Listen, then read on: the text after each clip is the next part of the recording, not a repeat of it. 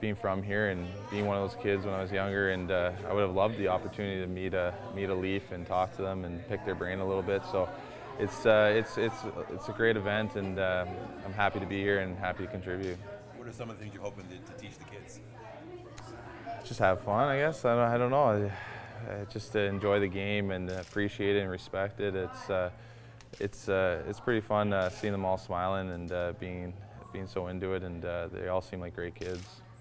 Shawn, I'm sure you've done similar things in previous markets, just getting out there and interacting with children through community events, but does it mean a little bit more now that you're so close to home? Yeah, absolutely. I mean, in the other markets we didn't have all these cameras and asking questions during it, but it's special to be home, and you know, I don't take it for granted. It's like I said before, I grew up watching this team, and I mean, these kids, I'm sure they love the Leafs as much as I did, and I hope they're having a good time. I hope I'm answering all their questions the way they want to hear it, but it's going to be great to be home, and hopefully I can do more of these events. What are some of your earliest memories as a Leafs fan?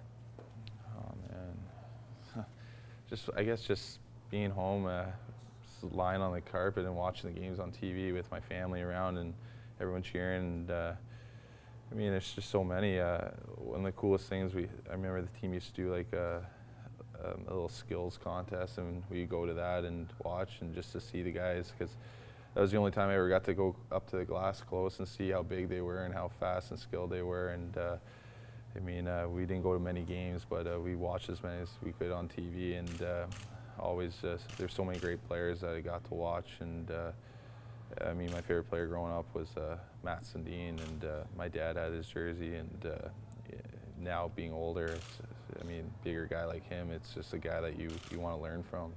Any autographs when you were a kid? No, I never met any Leafs. I was in Mississauga. I mean, we never went into the city too much, so this is never met too many Leafs. I've met some retired ones, but I have a couple of their autographs, but none when they were all playing. So. I think you were with Detroit. Babcock was with Detroit when you were drafted. Talk about you know, coming full circle and playing for him. Yeah, I never played for him or anything before, but I had the opportunity to meet him, and it was a good camp. But I was traded later on that year, so I wasn't really there too long, and I'm excited to play for him. In my meetings with him before free agency, I was really this is where I wanted to go, and he was a big part of that, and I'm really excited to get started here. You see yourself as a Babcock type player in some ways then? I hope so. I mean, he's the head coach, right? Yeah. So I'll do what he asks, and I'll accept my role, and I'm excited to get started, because I mean, you look at everyone that's came into this organization, they've all won Stanley Cups and stuff, so I mean, who's better to learn from than guys that have that experience? And I mean, I can't wait to get started. What was his message to you?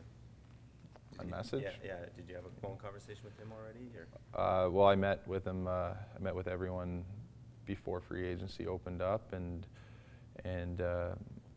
when I got home, I talked to my dad, and I said this is where I wanted to go. It was that good of a meeting, and I mean, everything's going in the right direction. Why this is a place where I don't see why nobody would want to play here. It's going to be it's amazing what's happening, and I think it's going to be a really good year, and get the chance to learn from some great hockey minds. Any chance that you've talked about whether you're going to play center or wing? I haven't talked about that. Season hasn't started, so I don't know, but I'm comfortable at both positions, so wherever it is, I'm happy. Is there one you prefer? No. I won't get into that. We'll see where I am. I like where they have me. Right. You're a Mississauga guy, obviously, so you know, family and friends here. But how much of a demand has there been for tickets already from their end? Well, I changed my cell phone, so only a few people have my number, so not too many. Yeah. So not too many people just coming out of the woodwork now?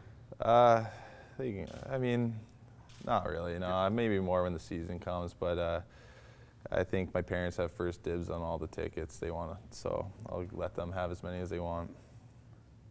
You're not the first Toronto guy to come back to the city and play for the Leafs, but obviously a lot of them wanted to make a difference, but it sounds like you're very enthusiastic about wanting to do that, make a difference with this team, your hometown team. Well, any team you go to, I think you're going to want to come in and play your best, right? And for me to come here and play in front of friends and family, I mean, to be honest, I don't want to go and play awful because I'm going to have lots of people critiquing my game. But at the end of the day, I mean, I got to be responsible for what I do and be accountable. And I've worked hard this summer.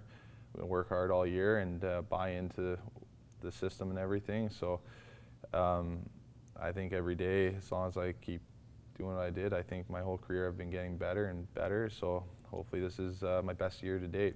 You've asked for number 23. I think you said, is there significance to that number? Or? They just asked me, they gave me a couple numbers, and I think I brought that number.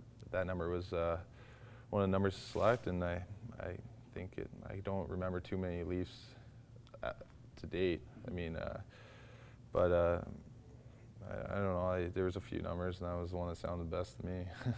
You had your best year statistically last year. What do you think it was about Vancouver that you had such a successful year? I'm just older, learning the game. Got the chance to play more too. Played with some really good players. But I mean, I played more last year, and the lockout season, I played a lot there. Had a good year then, and I mean, I just want to build off of last season, just get better, just be a better player, be a better pro, be a better person, right? That's all you can ask. I'm getting older, so you want to just keep improving, and that's all you can ask for each year, right? To be better than the last, and I was close to 20, and it'd be nice to hit 20. At what point did you know that you weren't going to go back to Vancouver, that you were going to test free agency? Well, I mean, they never offered me a contract, so